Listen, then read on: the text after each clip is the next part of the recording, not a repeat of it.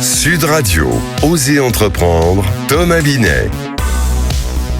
Et comme chaque fin de semaine, c'est l'heure de votre rendez-vous économique du dimanche en compagnie de celui qui l'anime et qui le fait rayonner. Bonjour Monsieur Thomas Binet. Bonjour Maxime. Au menu d'Osez entreprendre ce matin. Eh bien, je vais vous proposer de vous parler d'une marque iconique, des vacances de rêve, mais une histoire beaucoup plus brutale qu'on ne l'imagine. C'est le Club Med, entre héritage familial, éviction et renaissance. Ça sera notre saga de la semaine. Et on va parler aussi du monde du travail qui change vite, très vite. L'intérim est-elle en train de devenir un nouveau mode entrepreneurial? Nous sommes avec Emma Capron, fondatrice de Slash Intérim, qui va nous parler de toutes ces évolutions. Et puis, une réalité que beaucoup d'entrepreneurs sous-estiment, la guerre économique est déjà là et elle ne concerne pas seulement les grandes puissances. Avec Méline Camus, notre experte en intelligence économique, on verra pourquoi certaines entreprises se font dépouiller sans même s'en rendre compte. Ecoréseau Business, le magazine de référence pour entreprendre, présente Sud Radio, Osez entreprendre, la saga des entreprises. Alors pour commencer ce rendez-vous, Thomas, c'est moche, parce qu'on va commencer à parler par des vacances, avec une institution de ce domaine-là, à la française, qui s'appelle le Club Med, mais derrière les colliers-bars, les gentils organisateurs et les plages de sable blanc, eh bien il y a une saga familiale pleine de rebondissements et c'est un euphémisme. Et quelle saga, Maxime! Tout commence en 1950 avec Gérard Blitz, puis c'est Gilbert Trigano, son complice de toujours, qui transforme ce concept utopiste en une entreprise mondiale. Son fils Serge Trigano, que nous avions d'ailleurs reçu à plusieurs occasions dans Osez entreprendre, qu'avait créé d'ailleurs par la suite Mama Shelter, prend la suite au début des années 90. Visionnaire, il tente de réinventer le club en pleine mutation du tourisme, avec l'intuition que le modèle doit évoluer. Alors ça, c'est son intuition, mais à l'époque, tout le monde n'est pas prêt à le suivre. Exactement. Malgré son énergie et son audace, Serge Trigano se heurte à des résistances internes. Un audit commandé par le conseil d'administration le pousse vers la sortie en 1997. Il est évincé du club, une décision vécue comme une trahison tant son nom est indissociable de l'aventure. Il dira d'ailleurs plus tard « J'ai été viré comme un malpropre ». Mais l'histoire ne s'arrête pas là. Il rebondit donc en lançant Mama Shelter, j'en ai parlé il y a un instant, un concept d'hôtellerie urbaine qui casse les codes et qui cartonne, même si aujourd'hui il a revendu sa participation. Mais pendant ce temps-là, que devient la fameuse marque iconique, le Club Med? Le club change plusieurs fois de main, monte en gamme, ferme des villages emblématiques et en 2015, il est racheté par le géant chinois Fosun qui décide d'une montée en gamme. Les années 2020 à 2022 impactent durement le club durant la Covid.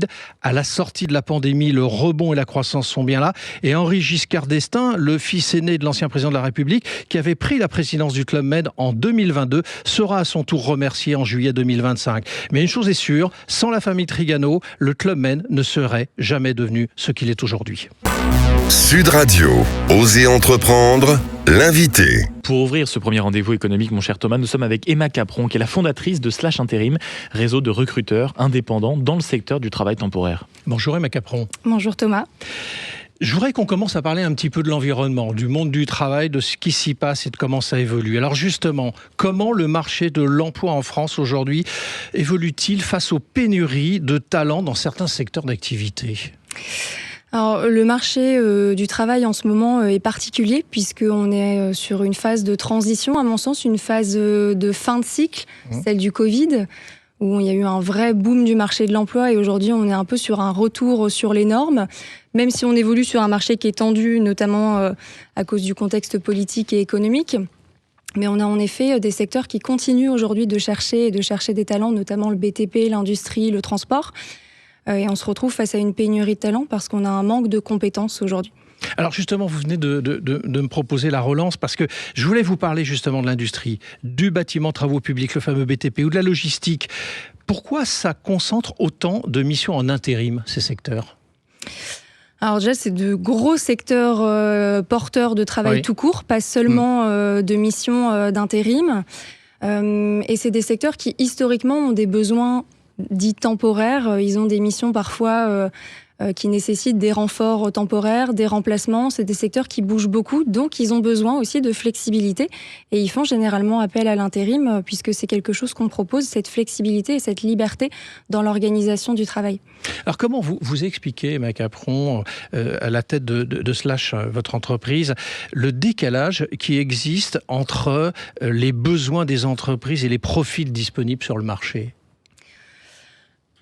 Je ne sais pas si j'ai la réponse ultime ou la science infuse sur le sujet, mais c'est un sujet qui traîne depuis longtemps puisqu'on a un peu, je trouve, décorrélé aujourd'hui les besoins de nos entreprises avec les formations qu'on propose aussi à nos jeunes.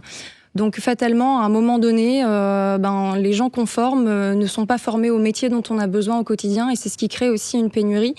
Et je pense aussi que nos métiers manuels ont de moins en moins bonne presse et c'est ce qui fait qu'aujourd'hui, il y a énormément de jeunes qui se dirigent vers des métiers de bureau alors que pourtant on les attend et on les attend surtout sur des métiers manuels.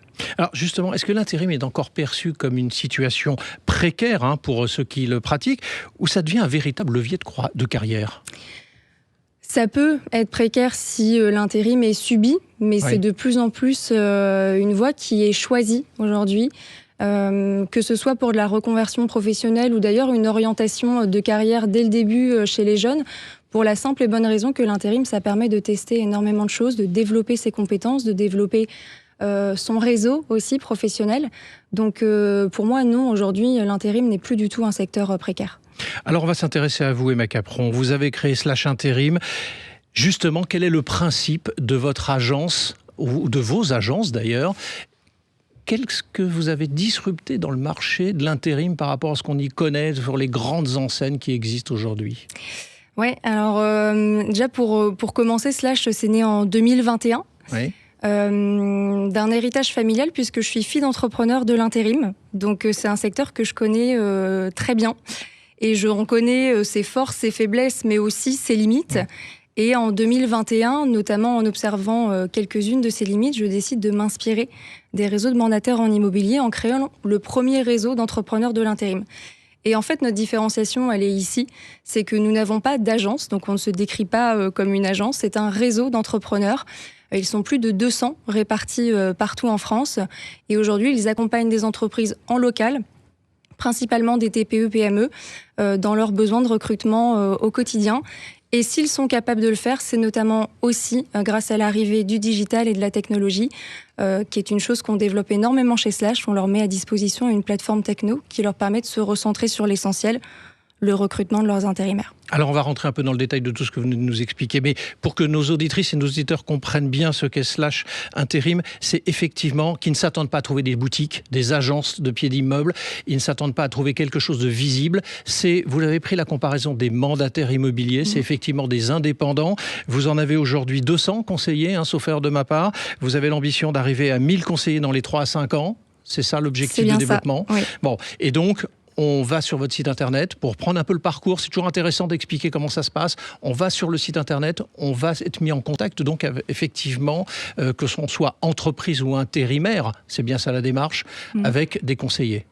Alors la démarche est même différente puisqu'en effet, vous le mentionnez, on n'a pas d'agence, donc vous ne pouvez pas nous trouver, vous ne pouvez pas tomber sur nous, c'est plutôt nous qui tombons sur vous, les entreprises et les candidats, puisque les indépendants, les conseillers Slash se déplacent et vont rencontrer les entreprises chez eux. Et une fois qu'on a récolté, entre guillemets, le besoin, qu'on a rencontré nos entreprises, on va à la recherche de nos candidats et on les trouve évidemment sur les job boards via des annonces, mais on les trouve aussi auprès des missions locales, auprès des centres France Travail. Donc on se déplace à la rencontre de nos interlocuteurs. Alors, votre modèle est assez disruptif, mais justement, en quoi ce modèle de recruteur indépendant, proposé par Slash Intérim, casse-t-il les codes du secteur ? On pense tous à des Manpower, à Déco, etc. Oui, pour ne pas les citer, en effet. Aujourd'hui, il faut savoir que dans une agence traditionnelle, avant, la principale mission des permanents, c'est comme ça qu'on les appelle en agence, était de recruter, donc de faire matcher l'offre et la demande. Aujourd'hui, c'est devenu un métier qui est extrêmement administratif. Presque 50% du temps des permanents se concentrent sur de l'administratif. Donc nous, on a voulu complètement bouleverser ce modèle-là. L'administratif est assumé par la tête de réseau, donc par le siège Slash, pour que les indépendants puissent se concentrer sur la vraie valeur ajoutée de notre métier, qui est finalement la mise en relation entre compétences et besoins. Donc on a complètement changé la relation qu'on a aussi avec nos entreprises en y mettant un entrepreneur qui est par définition extrêmement motivé pour servir son client. Donc la relation est complètement différente. Mais quels sont les principaux avantages, et ça sera mon ultime question pour vous, pour un recruteur de devenir indépendant via une plateforme comme Slash ? Alors, l'avantage numéro 1 qu'on va mettre en avant et qui parle surtout à nos conseillers, c'est la rémunération.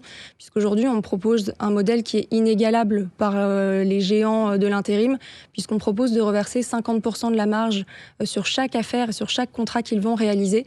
Ce qui permet aujourd'hui à nos conseillers de gagner 3, 4, 5 fois plus que ce qu'ils gagnent en tant que permanent en agence traditionnelle. Et donc, vous avez une ambition, je le répète, d'augmenter de 800 personnes, de 800 conseillers d'ici 3 à 5 ans. C'est correct. Merci à vous.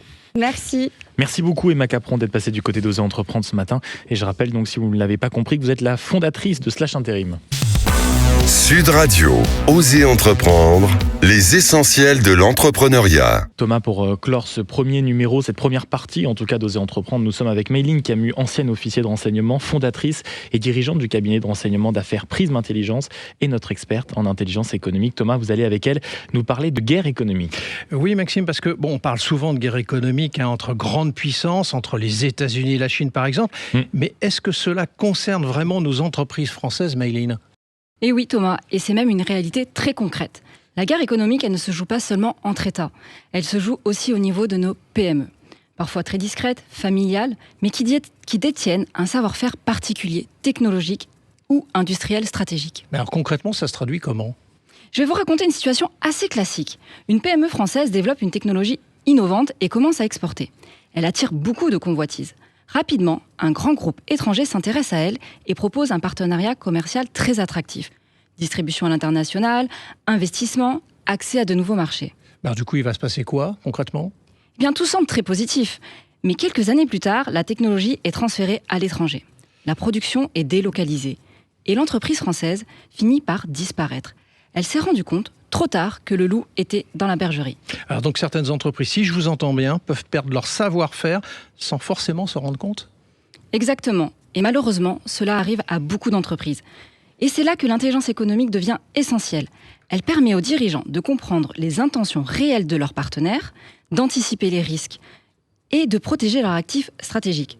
Parce qu'aujourd'hui, dans l'économie mondiale, l'information est devenue une arme.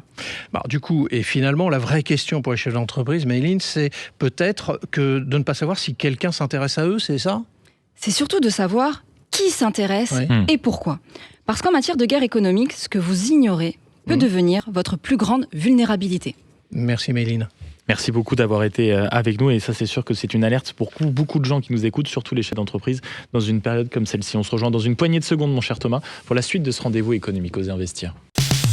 Sud Radio, Oser Entreprendre, Thomas Binet.